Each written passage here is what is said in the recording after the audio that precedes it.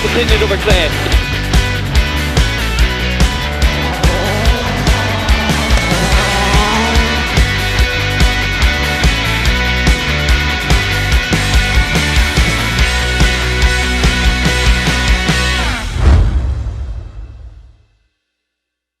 So here we are at the next round of the Mixed Surface Championship, and we're at Epping, and once again we're on the asphalt. Let's have a look and see who's here this weekend. A smaller entry this weekend means we only see 7 crews starting the championship event. Damien Cole looking to extend his lead at the top of the standings before the championship heads back to the gravel for the final 2 rounds. On to the first couple of stages then, and it will be the early lead for Steve Simpson and Patrick Walsh. No problems this morning for the pair as they open up a 5-second advantage.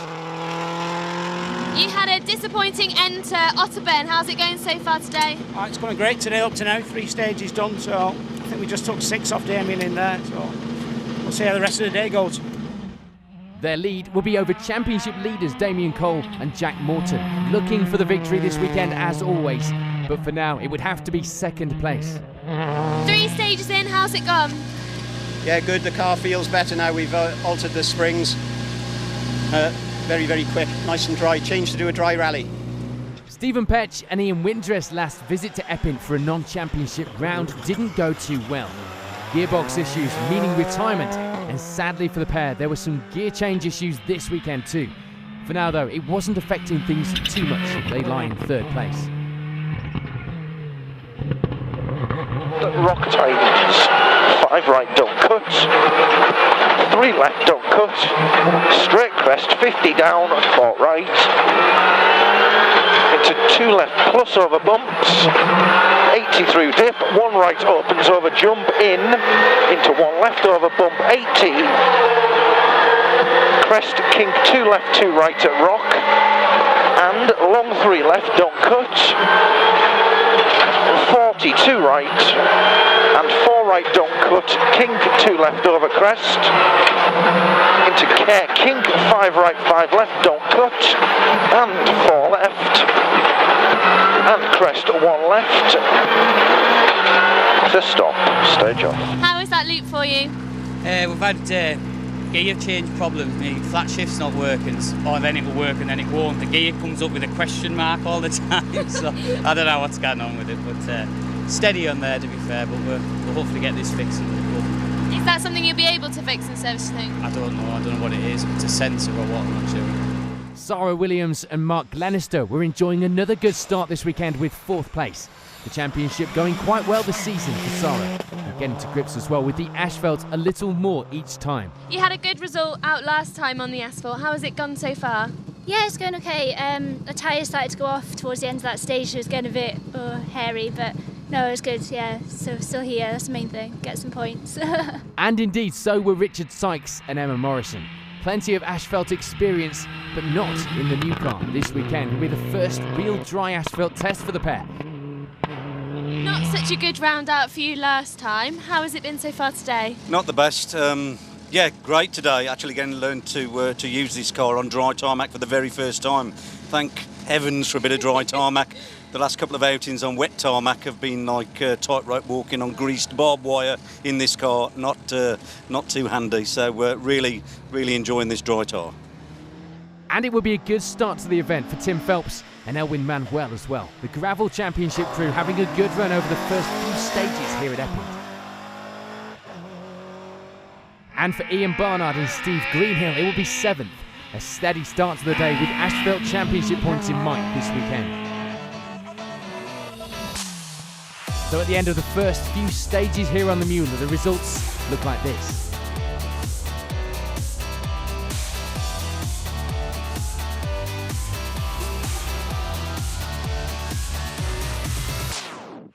On to the next loop of stages then, and not much change at the top, to be honest, with Steve Simpson and Patrick Walsh keeping hold of that lead going into the second half of the day. Tyre choice will be key as the weather started to change a little here at Epping, but sadly for Damien Cole and Jack Morton, there will be a problem with the tyres going out of shape in the loop. Thankfully, towards the end of the stage, they remain in second place. Stephen Petch and Ian Windress make the wrong choice. or at least that's how it felt. They remain in third, but the real issue would still be the gear selection problem, which at the moment was reading reverse on the display, while in fact they were moving very fast in fifth. 40, 2 left. It's not working now. And caution, keep right into middle of a big jump, into left.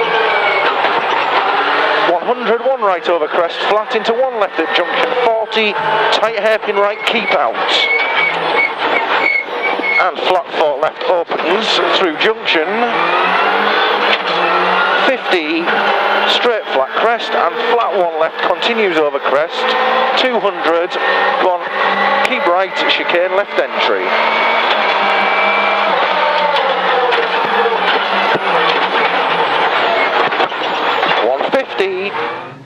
No dramas for Sarah Williams and Mark Glenister. They keep it steady and moving in the right direction to remain in 4th place. Just hoping that the rain stays away for the rest of the day. As indeed were Richard Sykes and Emma Morrison, enjoying getting to grips with the car in the dry, although there was a little wet to contend with at the start of this final long stage of the morning. Ian Barnard and Steve Greenhill make a move the right way up the results in this loop, taking 6th now, but still keeping things tidy to ensure that finish. And for Tim Phelps and Elwyn Manuel, it will be a move down to 7th. Nothing to report, just making sure they get through the stages in one piece. So as the crews pass the midpoint of the rally, the top of the results are looking like this.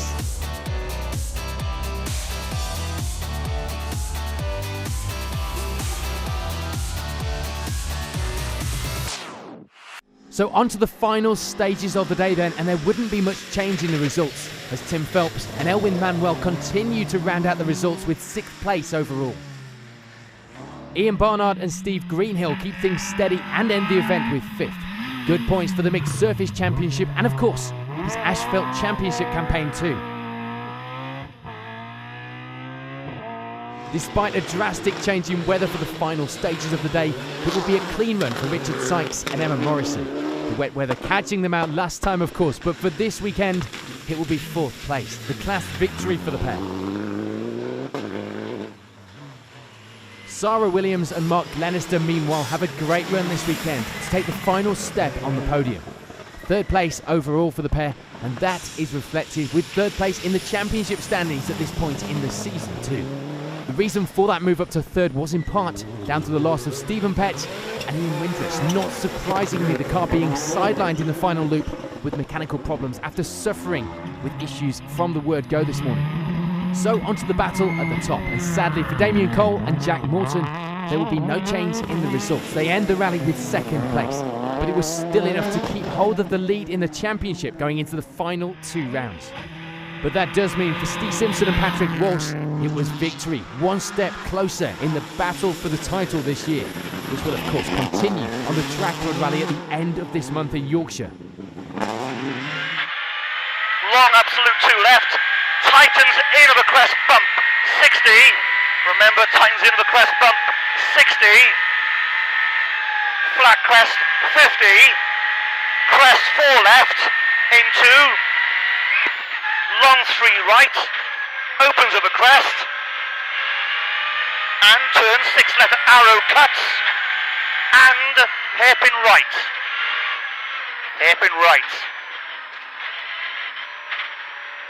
and 3 left, into 1 right, 50, long way round going right up here, flat jump 50, 1 right 50, flat jump 80 up, crest and turn hairpin right cut, 2nd junction, watch your brake in, hairpin right cut, 2nd junction, into 3 left, continues, flat left of a crest, 100 down.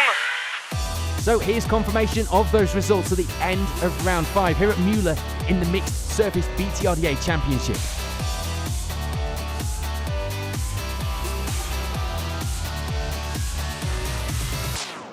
So Steve Simpson takes this round of the Mixed Surface Championship here, the final round on asphalt.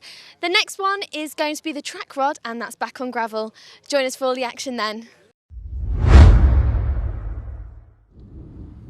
This weekend saw the AWDC Cruise head to Sweet Lamb, a favourite amongst many drivers for its fast rally stages mixed with challenging off-road sections. As expected, it was Chris Bird that set the pace from the start, but it didn't all go to plan, the internals of the exhaust collapsing midway through the day, and a puncture, both reminding him that it wasn't as easy as just going flat out. Oliver Arnold wasn't having the best of luck this time out. Problems all day meant he was always playing catch-up on his runs, but when he was going, the times were good. And there was plenty of action being supplied by the AWDC regulars and occasional visitors to the series, with Gordon Monahan bringing the RS200 home in second place at the end of the day. Toby Jefferson enjoyed a good battle all day and he would eventually finish third. But of course, with the problems fixed and not too much time lost, it will be the victory once again for Chris Bird. All he needs now is a good result in the penultimate round in a few weeks' time to seal that title. You can catch full coverage of this and round 5 of the AWDC on Motors TV on the 2nd of October.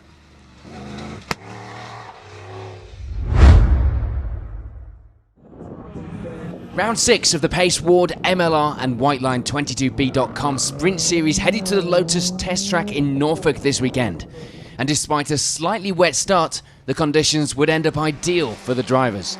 The battle between Anthony Lidster and Duncan Cowper was looking like starting all over again. But sadly, problems for Duncan meant he only got practice runs in and no timed ones, so that left it up to Lidster to take the advantage, which he held onto for the rest of the day to take the fastest time overall. The main battles were in the classes, a number of people with very close times right through the entry, which made for some committed driving on that test track. You can catch all the action from here in Hethel on Motors TV on the 2nd of October.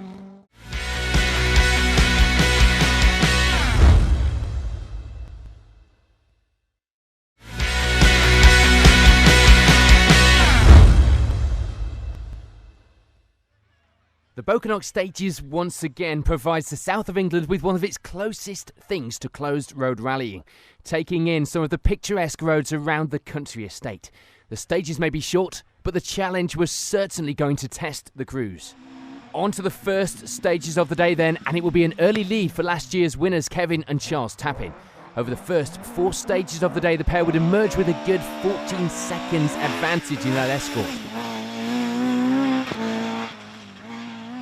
The closest rivals to the Tappins at this stage were Rob and John Lee, the escort pair leading the way in Class C and lying in second overall. Martin Waters and Ben Purnell start the event the same way they left it last year. Third place for now, just 2 seconds behind that second position. Also lying second in Class D behind Tappin. The shorter stages would of course mean some close times, and for Steve Leonard and Steve Ellis it will be 4th place for now and second in Class C, just 5 seconds behind Waters. After missing out on the victory last year, Steve and Yvonne Fursland end this loop a little off the pace at the front. 5th place for now, and themselves another 5 seconds further back. James and Ben Harvey would be their closest rivals, just 3 seconds back from the class leaders ahead, and themselves with 6th place overall. Dave Parnell and Nick Fewins round out the top of Class C at this stage. The pair just a single second behind the Impreza of Harvey ahead, and lying in 7th overall. And it would just be another 2 seconds further back to John Burnell and Ian Hobman in their Escort G3, 8th overall and 3rd in Class D.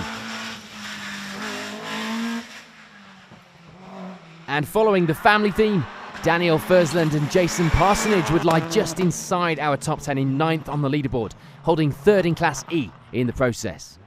Rounding out the top 10 would be Jack Gubb and Steve Smith, leaders of Class A after the first 4 stages, and with almost a minute lead in that class already.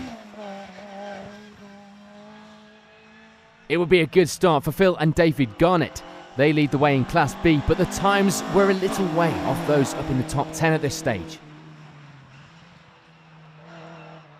Ed Lambert and Gareth Drayton would be a few places back in 23rd overall, the pair currently lying 2nd in Class A at this stage in the Peugeot. And 2nd place in Class B would belong to Ian and Andy Burnell, The Skoda pair just 16 seconds back from class leader Garnett up ahead. Mark and Nick Clayton round out the top of Class B after stage 4, third in the class and 26th overall in the Mini. And for Sam Perring and Amy Fergus, it will be the final step on the podium in Class A for now, with 27th on the leaderboard, just 6 seconds behind that Mini ahead. It will be a lucky escape for Clive Mitchell-Moore and Ian Withercombe on the opening stage, going off the road and luckily managing to keep the car on its wheels and get it pointing in the right direction again. Sadly for the pair, worse was to come on stage 2 with a maximum, and they currently lie in last place.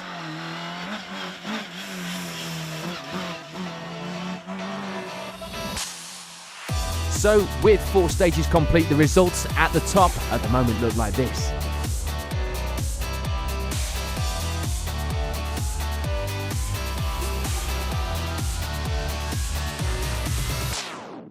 On to the next couple of stages, and unfortunately we lose Kevin and Charles Tapping when the half shaft breaks on the start line, which means that the lead of the event would now belong to Martin Waters and Ben Purnell. Their jump up to the lead, of course, meant that it would be a drop down to second for Rob and John Lee, if you've been following this, still leading the way in Class C and with just 8 seconds between them and that lead. Steve and Yvonne Firstland start to pick up the pace in these stages. They move up to third. They lead the way in Class E as well and are just a further 3 seconds behind Lee up ahead. Things still going well for Jersey's Steve Leonard, with Steve Ellis alongside, second in Class C at this stage and lying 4th overall in the Escort. James and Ben Harvey meanwhile gain 1 place with the loss of the leaders. They move up to 5th now, but remain second in Class E at this stage of the rally, just 1 second behind Leonard overall. And a similar story for Dave Parnell and Nick Fewins, third in Class C now, themselves 7 seconds behind Harvey and 8 seconds behind class rival Leonard. Danielle Fursland and Jason Parsonage have a good run to move up the order a little and into 7th now. No change to the class though, as they remain third in Class E. Some good times in this loop move Daniel Taylor and Chris Beer up to 8th overall, putting them second in Class D too. And Mike Redmond and Scott Smith also make a move up the results and inside the top 10 now with 9th. Not quite inside the top of the class though, having to settle for 4th in Class C for now. Sadly for John Burnell and Ian Hobman, there will be a drop down the results. The pair just about managing to stay in the top 10 by holding 10th, and of course drop down to 3rd in Class D. There wouldn't be any change to the Class A lead. Jack Gerb and Steve Smith continue to hold on to that, but sadly they drop just outside our top 10 now into 11th. And it will be all change in Class B. Mark and Nick Clayton jump up the results to move from 3rd in the class to 1st. A great few stages for the pair. This move does unfortunately mean a drop down to 2nd in the class for Phil and David Garnett. The pair now lying just 2 seconds off the class lead. But the fight wasn't stopping there, with Ian and Andy Burnell also being pushed down a place with the advance of Clayton, now 3rd in the class, and with only a single second to Garnett ahead. It wouldn't be quite so close in Class A though, Jack Gerb running away with that class, it's fair to say, at the moment. But for Ed Lambert and Gareth Drayton, it will be a consistent performance to keep hold of 2nd in the class. The gap between themselves and 3rd in class Sam Perring and Amy Fergus was 17 seconds. That gap growing, but of course, only by 3 seconds over that loop of stages. So with just 4 stages remaining here at the Broken stages, the top of the results are looking like this.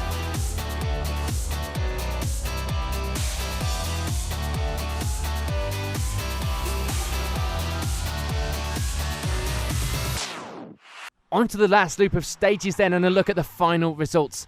And it will be 22nd overall for Sam Perring and Amy Fergus, the pair ending the day with 3rd place in Class A. No change either for Ed Lambert and Gareth Drayton. They maintain 2nd place in Class A to the finish, taking 20th on the leaderboard too.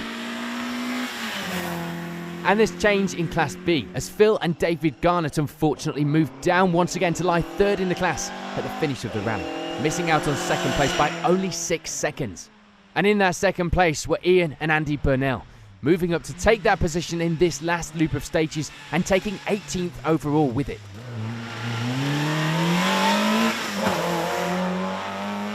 But for Mark and Nick Clayton, it will be the Class B victory today, edging out a slight advantage of 11 seconds by the end of the rally. The Class B fight certainly a close one this weekend. Sadly for Danielle Fursland and Jason Parsonage, there would be some lost time as they move down to round out our top 10 now, still managing to hold on to third in Class E though. And it's a good end to the day for Jack Gerb and Steve Smith, moving up in these stages inside the top 10 now to take 9th, and of course walking away with the Class A victory.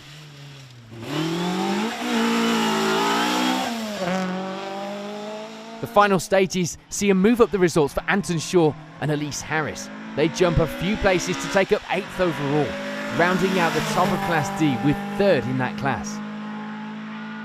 Mike Raymond and Scott Smith come away with 3rd in Class C here today, just moving into that place in the final stages of the day and finishing with 7th overall.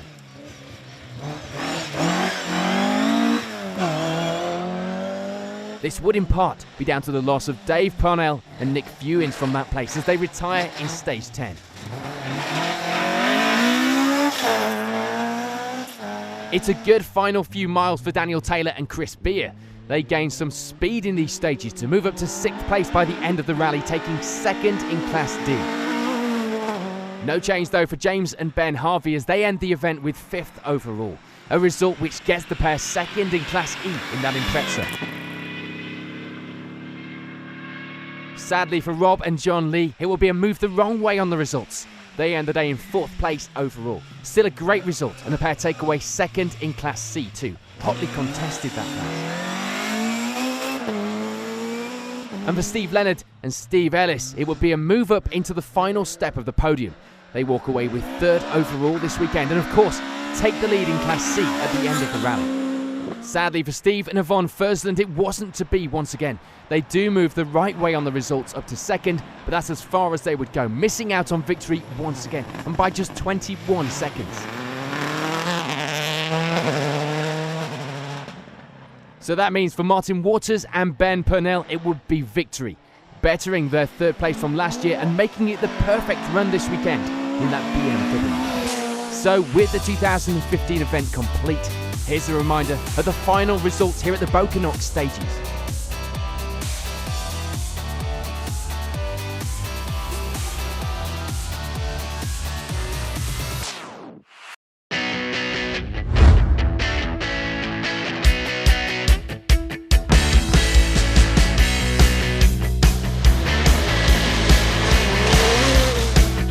Five right slot in and 6 right continued over clear.